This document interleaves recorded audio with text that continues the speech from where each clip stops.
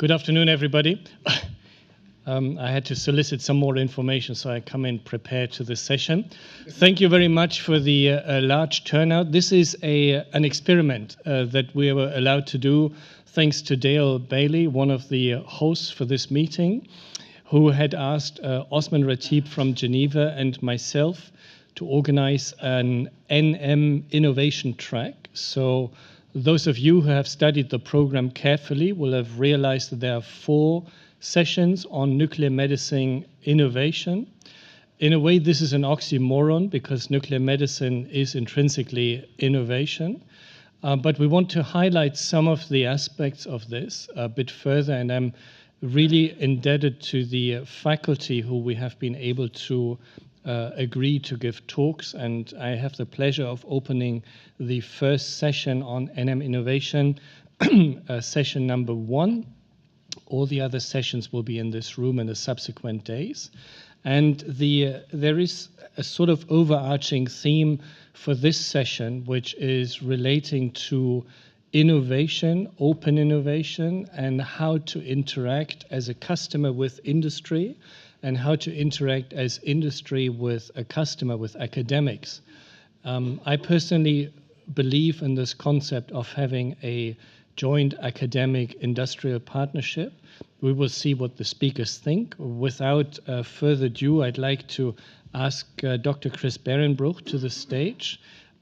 He will talk about the concept of open innovation in the context of nuclear medicine. I would like to ask the speakers to stick to about 25 minutes time, so we have time for some questions, because I think that the audience would be interested in relaying their perspectives as well. Chris, thank you very much for coming in from the States, and welcome to the stage.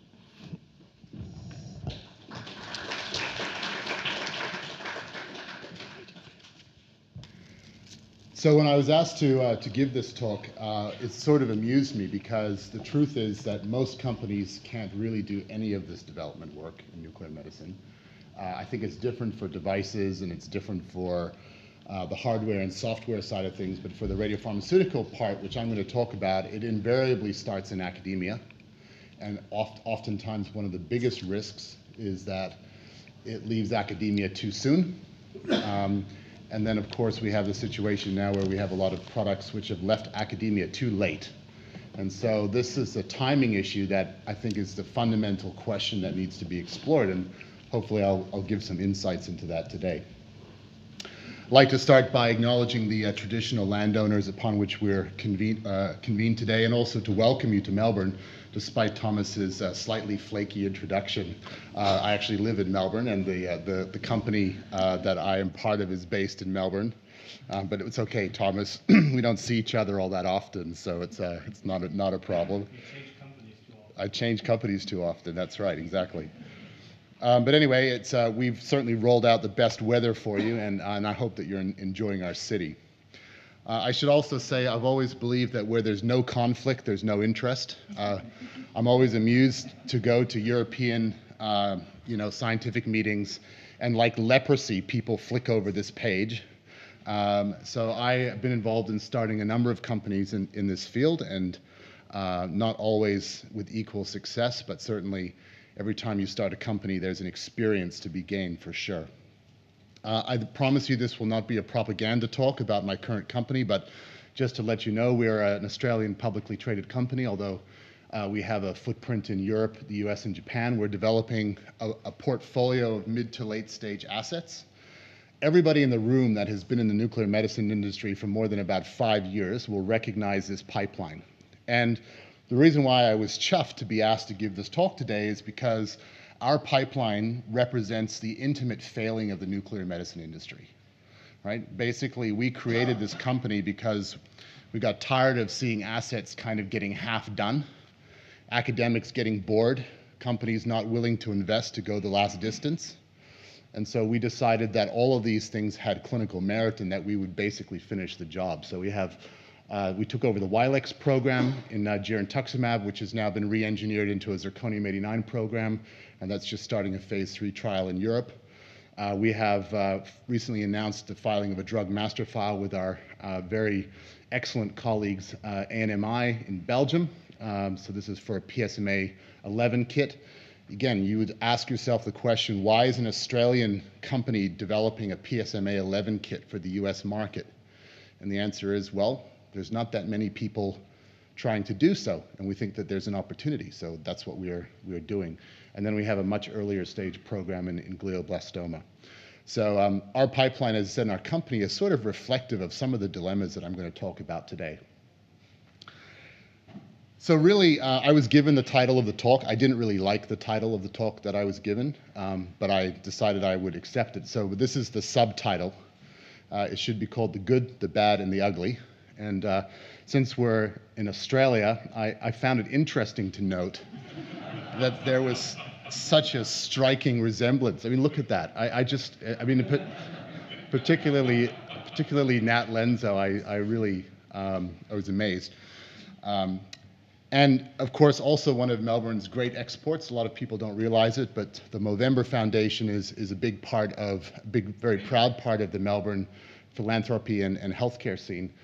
And it's very relevant to the discussion about open innovation, because the reason why the nuclear medicine space has blossomed is because academics, small companies, charitable organizations, clinical partnerships have come together. And if you really think about what Movember has done for prostate cancer and prostate imaging in particular over the last sort of few years, it's a pretty remarkable contribution and has absolutely contributed to where we've gotten to in nuclear medicine.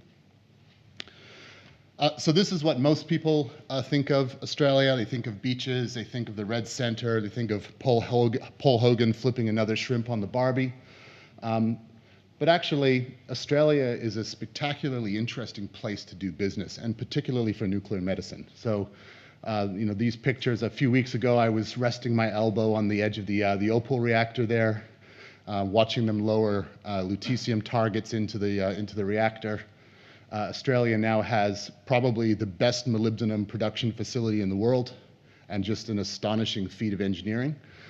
And this capability comes through the investment of government. So one of the interesting things about nuclear medicine, in fact, a fundamental thing about nuclear medicine, is that our infrastructure is heavily reliant on government. And so when we think about open innovation and we start to think about what are all the actors involved in making a product possible, we always have to factor in government and government policy.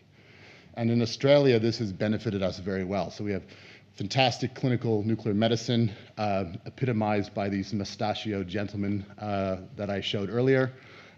We have a very excellent infrastructure provided by the government. We have capable universities. Our Therapeutic Goods Administration, basically our FDA, is fairly pragmatic about things. It's not an overly burdensome regulator. And if you're lucky, and I don't know how long it's going to last for, but you may even get some tax incentives if you do business here, if our government doesn't eradicate this, which is looking like they probably stupidly will. But nonetheless, we still have this investment in infrastructure, which is pretty important. But infrastructure isn't enough. You actually need to have capital. And so if this river represents the entirety of capital flow in biotech, that drip coming off the fern is nuclear medicine. And there's a real challenge there, because what we do is almost as expensive and as difficult as you can get.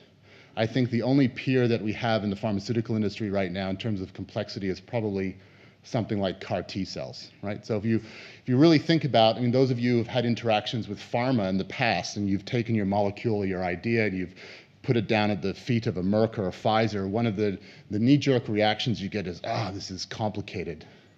It involves a supply chain, and we don't know where we can get lutetium from, and do we really need to use gallium generators? And so this also tells you a little bit about open innovation as well, that if you work inside the constrained boundary conditions of the kind of corporate boundary, nuclear medicine can never flourish. And that's fundamentally why, when you look at the leading companies that we have in this space today, they aren't big companies, because big companies can't do what we do. They have the money to do what we do, but they can't execute. So I had some fun. I was at the JP Morgan conference in January, and I met with a very well-known American venture capitalist, and the meeting was to talk about CAR T cells. So I put this slide up in front of him, and I said, this is some data you should be aware of. And he looked at it and he was like, wow. And I had called it CAR-T 1343221, just to confuse him. I think it would have been just as effective if I'd called it 12345. He didn't notice the number, he just looked at the data and he says, "This data is incredible. Where did you get it from?" And of course, that's the data, right? We know what this data is because we see this graph all the time.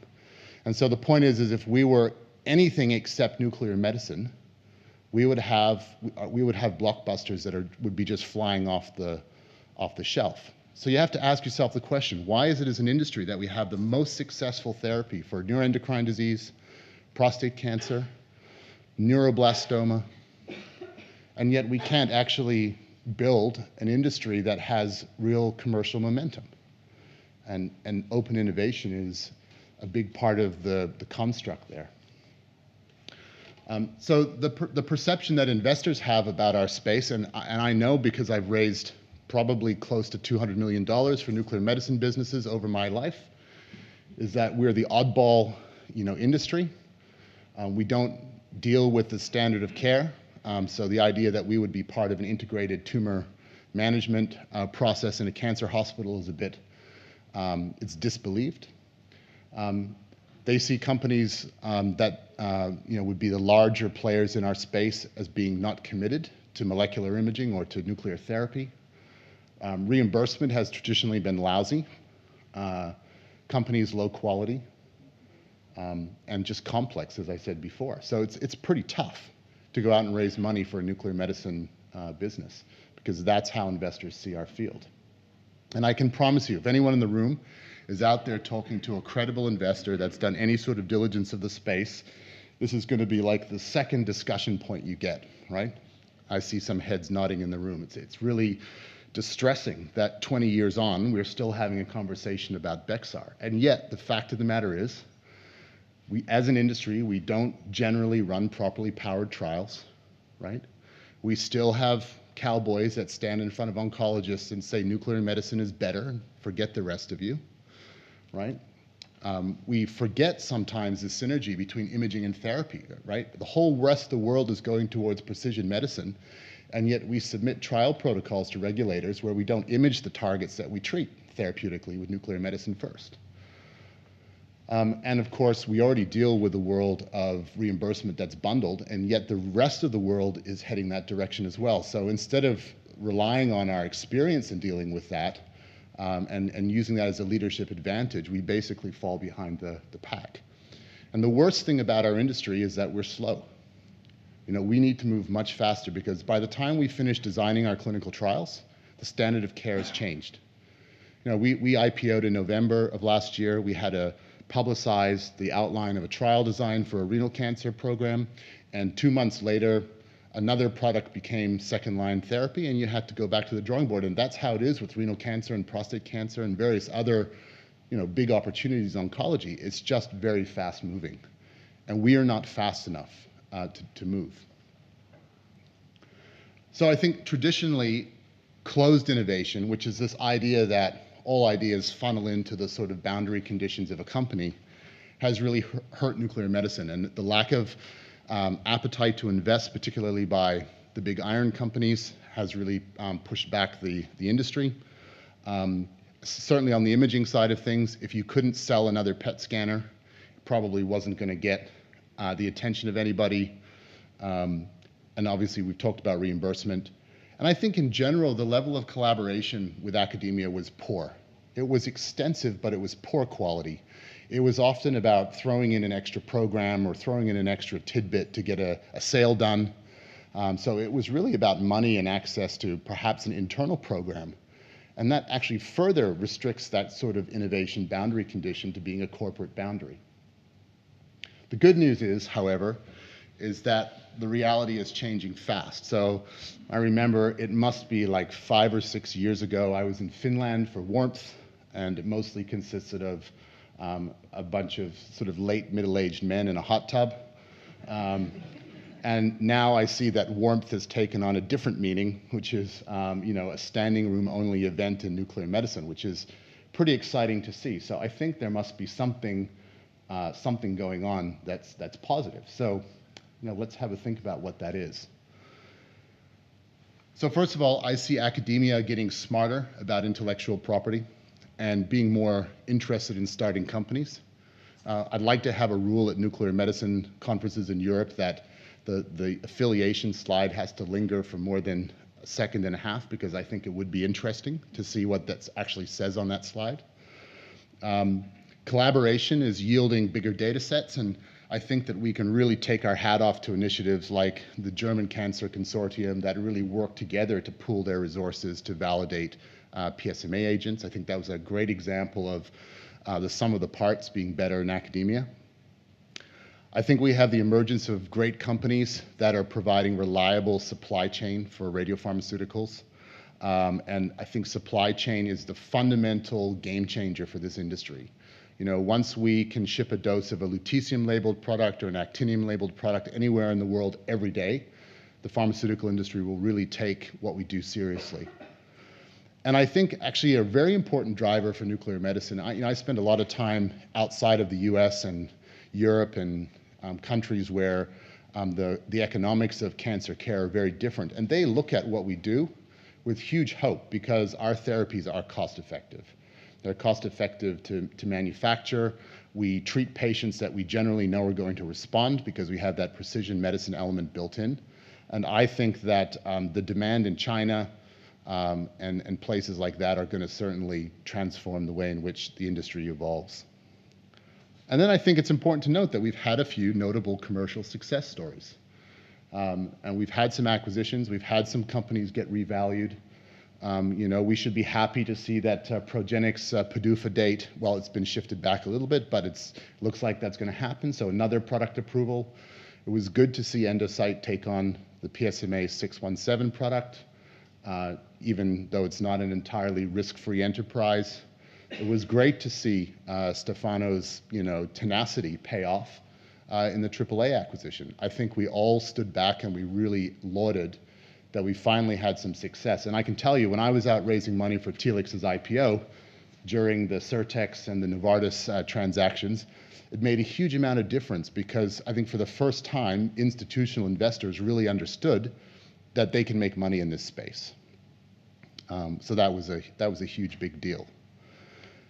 And so I think the key lessons that we've learned in recent times is that, first of all, IP matters. And I think academics are doing a better job at capturing it. And when academics capture IP, they become a formidable actor in the innovation landscape.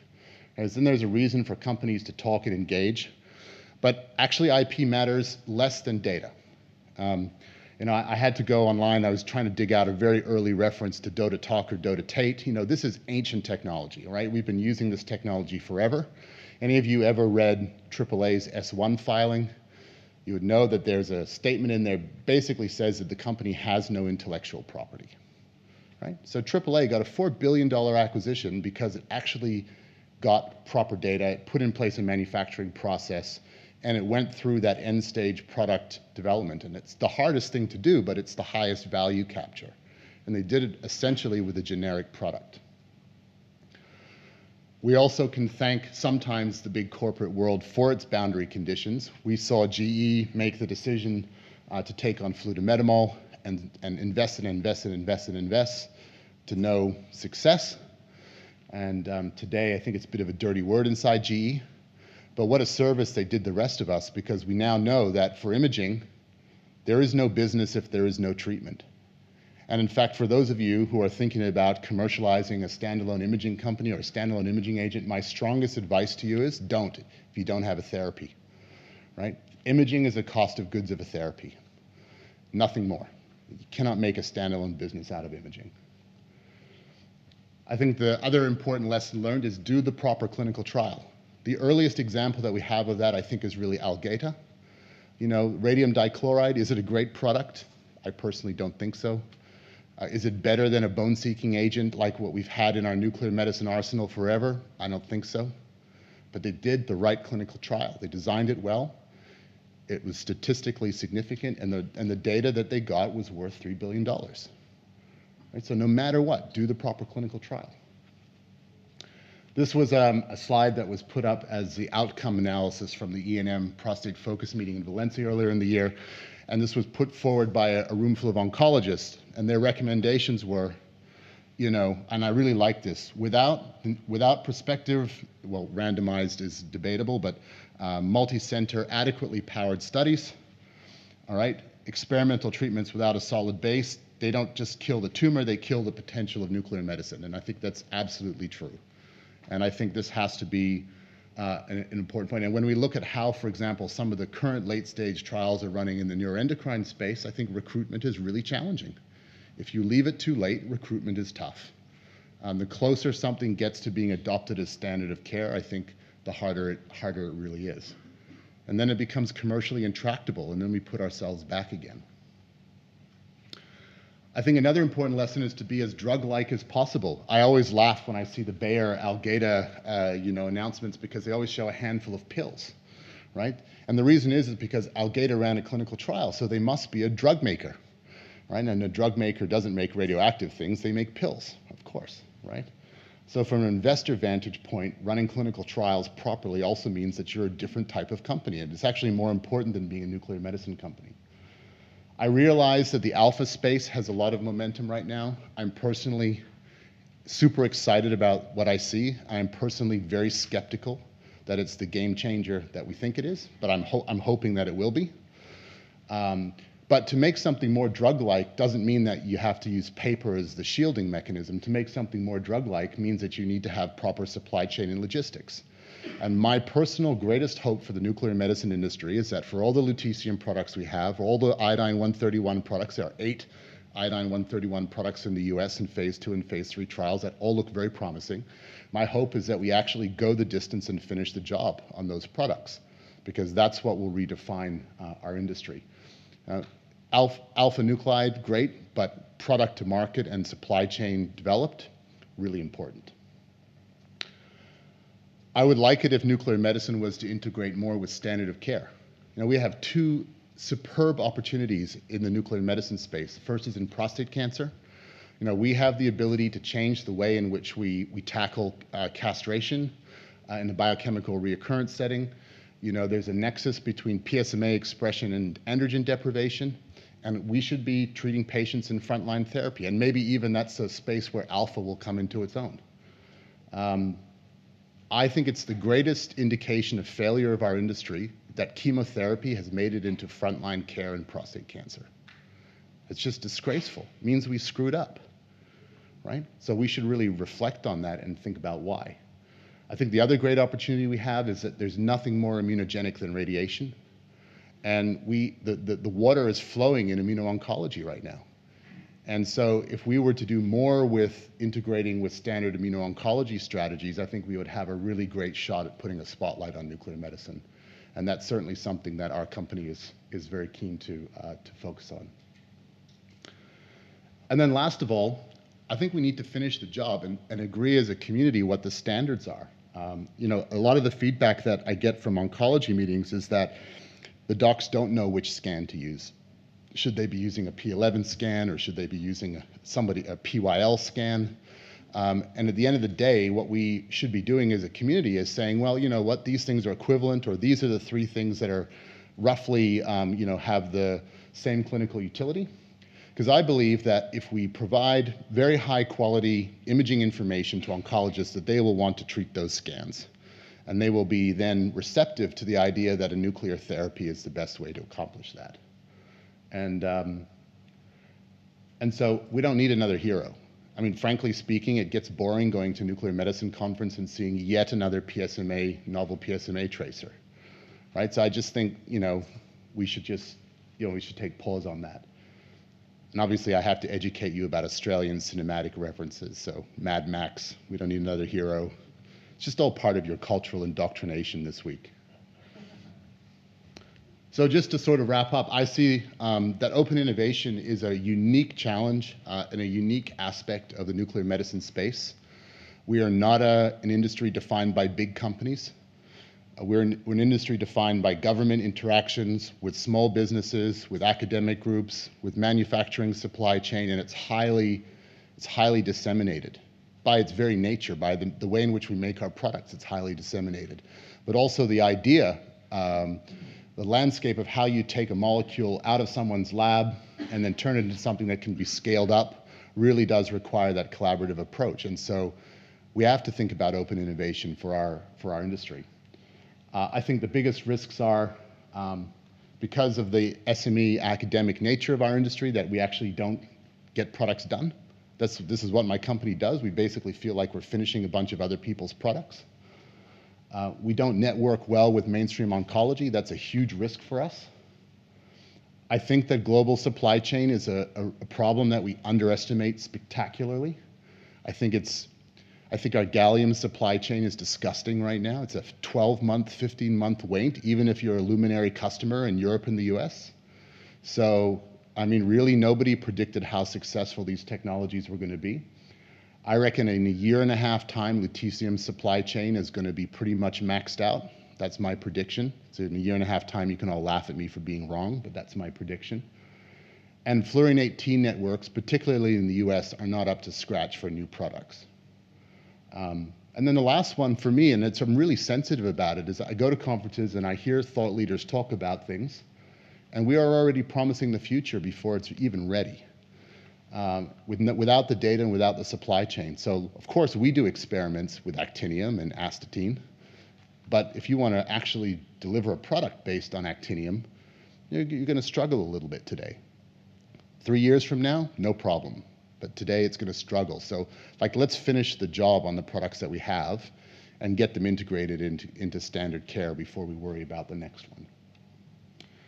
So to conclude, I feel like I've been involved in the nuclear medicine industry for 20 years. I got involved in starting my first PET and radiology company in 1998, which is quite a long time ago now.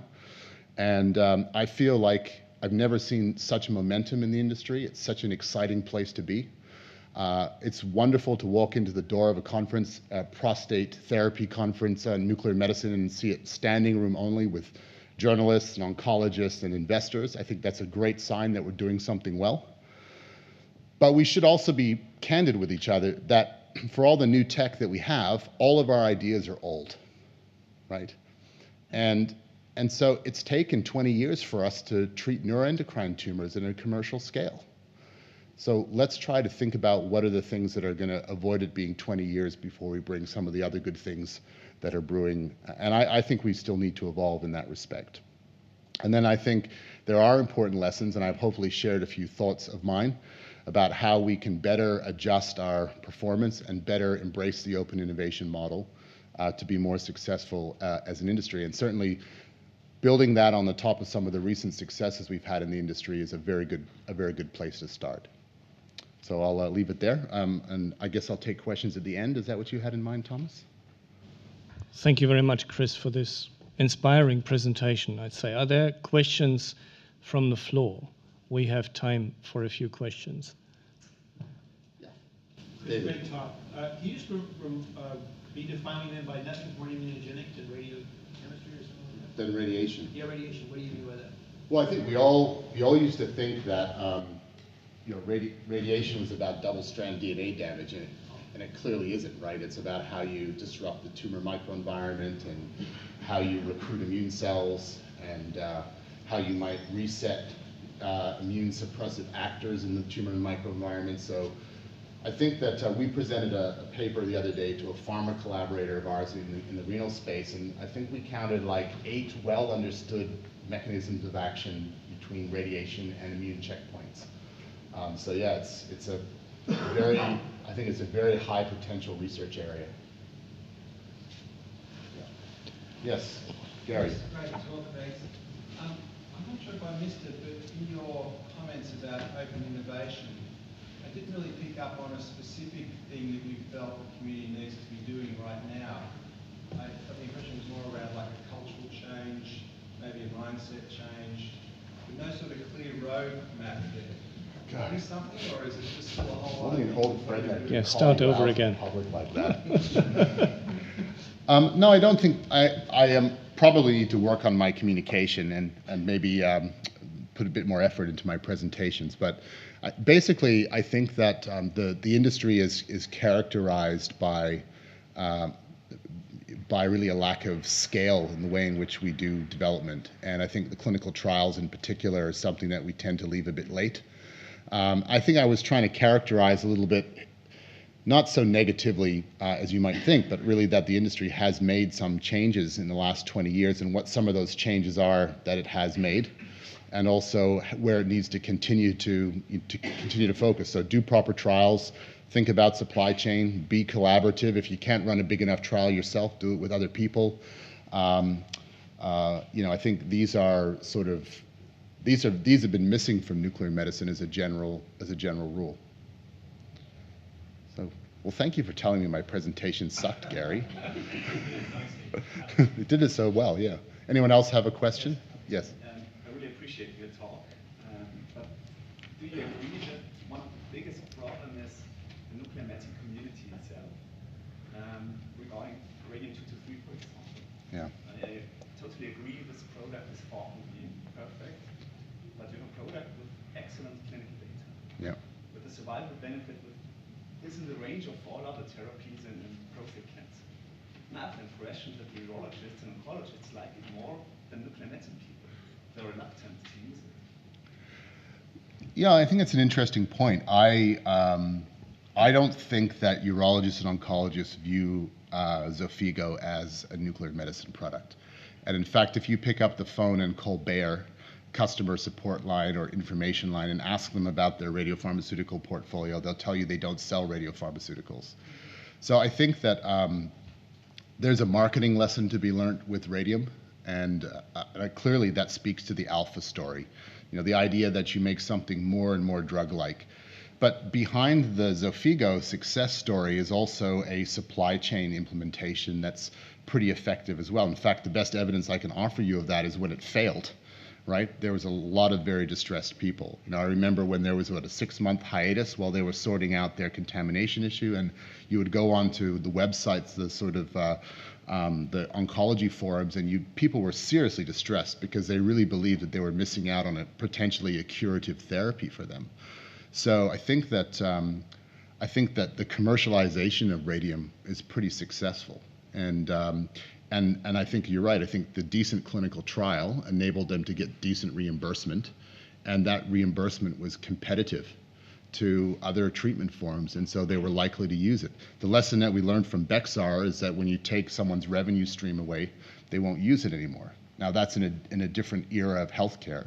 Today we're faced with the reality that you're going to get a fixed budget for treating a patient. So if that's the case, then if you can provide a highly effective single shot or a short course of therapy that doesn't have a long burn rate associated with it, that's going to be much more attractive. So I think the world has changed, and I think radium is an example of where the sort of change in pharmacoeconomics for treating patients has played rather well to nuclear medicine. But you are right. I think nuclear medicine physicians are an irate bunch and don't necessarily play well with the rest of the oncology community.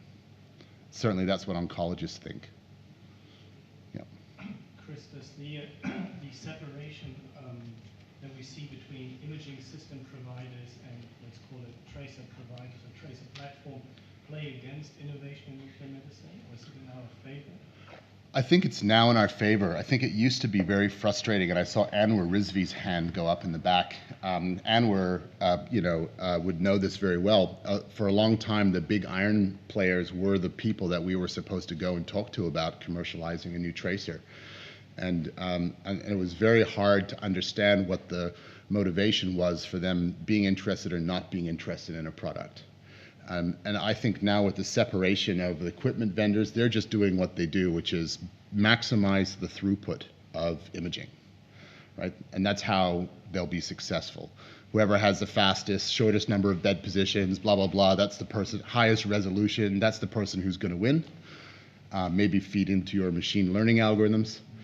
And I think the fact that the actual molecules and the consumables part of the business being separate, now I think that's a much better place for us to be. There were some questions in the back. Yeah, Chris, we know we have a supply chain issue. Do you have any recommendation how that, because that's a critical pathway, and how do we resolve it? Well, it's going to take investment, I suppose. And I think the It's a little bit reflective of our self-doubt as an industry. For example, if we really believed that prostate cancer was going to be transformed by lutetium PSMA, we would go out and seek investment to scale it up. But we rely on organic growth. I mean, we look at companies like ITM, who basically have the dominant position in NCA lutetium. And their growth and their scale up is basically organic. It's driven by the success of their sales, which, by the way, if you're an owner of that business, is a fantastic position to be in, right? But for us as an industry, I mean, we can't rely on one or two companies to provide us with isotopes. So I think it's a commercial opportunity, and I actually believe that we're just at the inflection point now where there's enough money being made, there's enough growth year on year, that people will look at it, and maybe it will be a PerkinElmer, or maybe it'll be a GE, or maybe it'll be a Curium, which, you know, is a $800 million aggregation of past failures. You know, maybe they'll actually make that investment. So I think the fact that we have organizations like Curium shows that there's actually a sufficient critical mass for the industry. The fact that there are new high flux positions being seriously considered with a reasonable business case for lutetium is evidence that there's room for this industry to grow. So I think we just hit the inflection point where you can make an investment business, you can make a business case for this industry. And hopefully that's a positive. And hopefully if more companies like ours actually finish doing product development, that will help as well. One last question from... What do you see as the biggest barrier then to multi-center clinical trials? Is it standardization? Is it the supply chain and supplying those different centers? Is it all of these things? I think it depends on the country. So in Europe, we have a very unfortunate situation right now where nuclear medicine is enjoying a bout of success.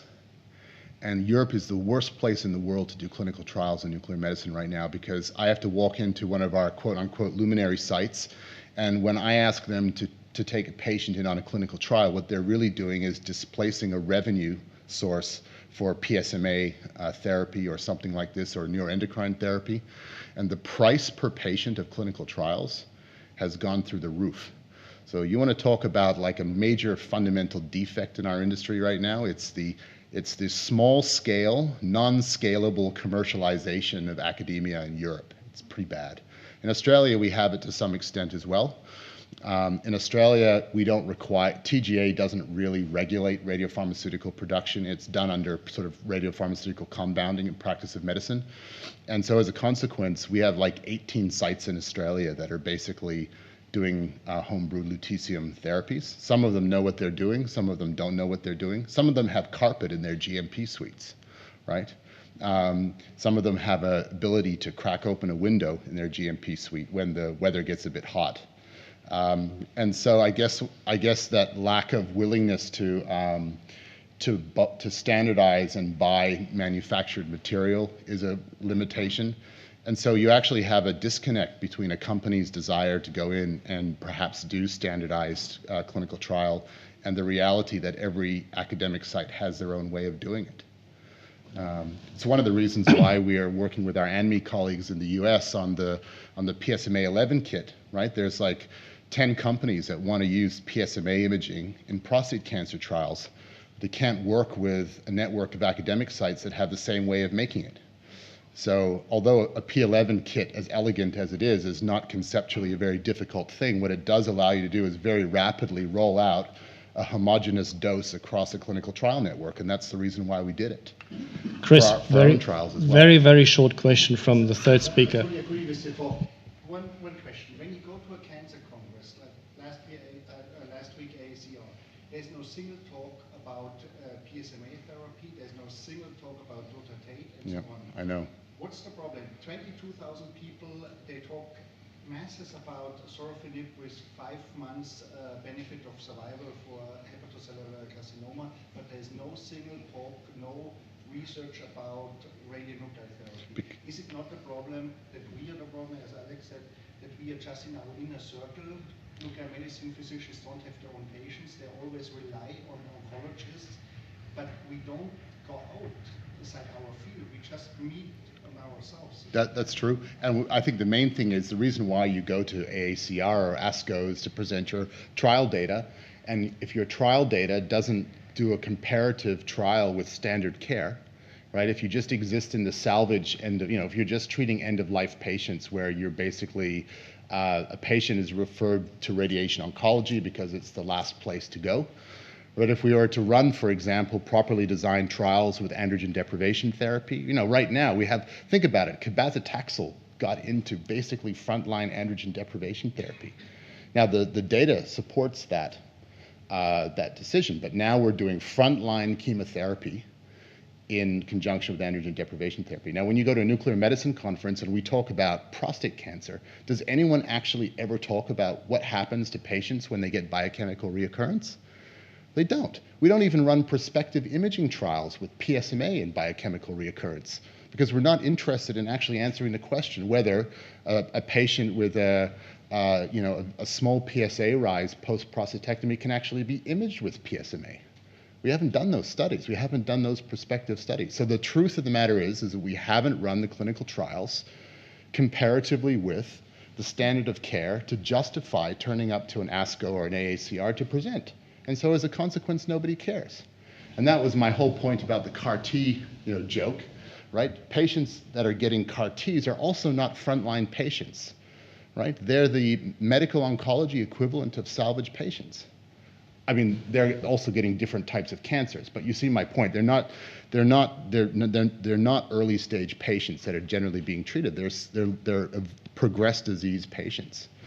And yet they perfectly well get on the radar screen of mainstream pharma with just as complicated, even more complicated technology.